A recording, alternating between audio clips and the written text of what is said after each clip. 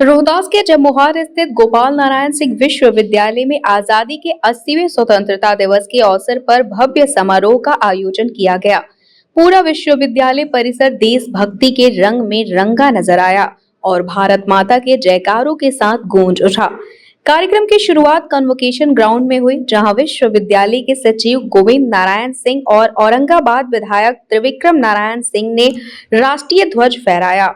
इसके बाद राष्ट्रगान हुआ और एनसीसी कैडेट्स ने गार्ड ऑफ ऑनर देकर तिरंगे को सलामी दी। इस मौके पर विश्वविद्यालय के अध्यक्ष गोपाल नारायण सिंह ने छात्र छात्राओं, शिक्षकों, कर्मचारियों और उपस्थित लोगों को संबोधित किया।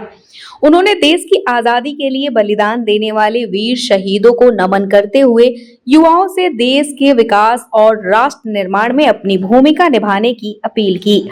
समारोह के दौरान विश्वविद्यालय की ओर से पिछले एक वर्ष की उपलब्धियों, विकास कार्यों की भी जानकारी साझा की गई। शिक्षा, स्वास्थ्य, खेल, सामाजिक गतिविधियों और विश्वविद्यालय के विभिन्न उपलब्धियों को कार्यक्रम में प्रमुखता से बताया गया। स्वतंत्रता दिवस समारोह में विश्वविद्यालय के कुलपति, कुलसचिव, डीन, निदेशक, प्राचार्य, विभागाध्यक्ष, शिक्षक, अधिकारी, कर्मचारी, एनसीसी कैडेट्स और बड़ी संख्या में छात्र छात्राएं मौजूद रहे। कार्यक्रम के दौरान बेहतर कार्य करने वाले कर्मचारियों, एनसीसी कैडेट्स और अन्य प्रतिभागियों को उपहार एवं प्रशस्ति पत्र देकर सम्मानित किया गया। साथ ही विभिन्न गतिविधियों में उत्कृष्ट प्रदर्शन करने वाले छात्र छात्राओं के बीच प्रमाण पत्रों का वितरण भी किया गया। वहीं प्रशासनिक भवन और विश्वविद्यालय के विभिन्न विभागों में भी निर्धारित समय पर ध्वजारोहण किया गया। पूरे कार्यक्रम में देशभक्ति, अनुशासन और राष्ट्र के प्रति प्रेम, समर्पण की भावना साफ नजर आई। गोपाल नारायण सिंह विश्वविद्यालय का यह स्वतंत्रता दिवस समारोह सिर्फ तिरंगे को सलामी देने तक सीमित नहीं रहा, बल्कि देश के प्रति जिम्मेदारी, युवा शक्ति और राष्ट्र निर्माण के संकल्प का भी संदेश दिया। में सेवा करने वाले सभी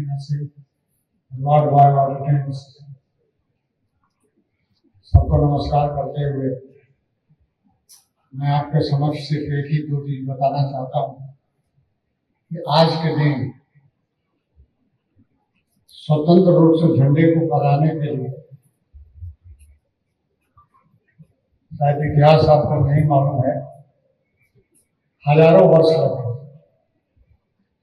लगातार हमारे संस्कार और संस्कृति, हमारी शिक्षा पद्धति आदि को समाप्त करने के लिए हजारों वर्षों से हम परिवर्तन होते रहा है, लेकिन हमने कभी हार नहीं मानी और लगातार हमारे युवा लोग में चाहे मुगलों से हो, चाहे अंग्रेजों से हो, लड़ाई लड़ते रहे और देश में अब तक लगभग करोड़ों युवाओं को बलिदान देने के बाद आज ये हमको मौका मिला है और आज धीरे धीरे हम प्रधानमंत्री की अगुवाई में अपने आप को महसूस करने लगे हैं कि हम भारतीय हैं और दुनिया के सर्वश्रेष्ठ युग माने जाने लगे हैं। इसको आगे बढ़ाने की जिम्मेदारी हमारी बनती है। हमारे मतलब हम व्यवस्थापक, हमारे सभी शिक्षकगण और हमारे बच्चों, क्योंकि आप देखे होंगे जब भी प्रधानमंत्री संबोधित करते हैं एक ही शब्द उनके मुंह पर निकलता है कि दुनिया के सबसे युवा देश है। यानी युवाओं पर उनका इतना भरोसा है और जितनी वो कल्पना करते हैं, आज भी आप भाषण में सुने होंगे उनका, और सुनना चाहिए था आप लोगों को, नहीं तो टीवी वगैरह को मोबाइल पर मिल जाएगा। सबसे ज्यादा उनका जोर रहा है देश के भविष्य को सुधारने के लिए और इन युवाओं को, जो अपने स्किल से, अपने मेहनत से जो ज्ञान अर्जन करते हैं और देश के लिए भला होता है। Vice chancellor Jagdish Singh sir, MK Singh sir, हमारे मैडम चांसलर, हमारे सारे विभागाध्यक्ष और डीन्स, डायरेक्टर्स, सारे हमारे फैकल्टीगण, हमारे सारे कर्मचारीगण और सर्वोपरि हमारे इस विश्वविद्यालय के हमारे बच्चों, सर्वप्रथम उत्सव आजादी की मना रहे हैं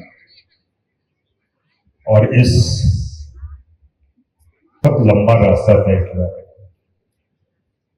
और वो रास्ता बहुत सारे सैक्रिफाइसों के बाद हम लोग को मिला है।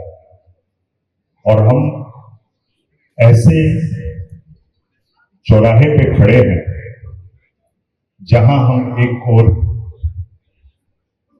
पीछे के जितने हमारे बैगेजेस जिसको हम कहेंगे उनको धीरे धीरे पीछे छोड़ते हुए नए विकसित भारत का सपना देख रहे हैं। उस सपनों में हम सबकी बहुत अहम भूमिका है और विशेषकर आप जो युवा हमारे सामने खड़े हैं, जिसे हम जेन जी के नाम से संबोधित करते हैं इस जनरेशन को, और इसके साथ बहुत सारी नेगेटिविटी को इधर हाल फिलहाल जोड़ दिया गया है। परंतु इस नेगेटिविटी के दौर में हम ये भूल जाते हैं कि इस पीढ़ी ने क्या क्या अभी तक अचीव किया है।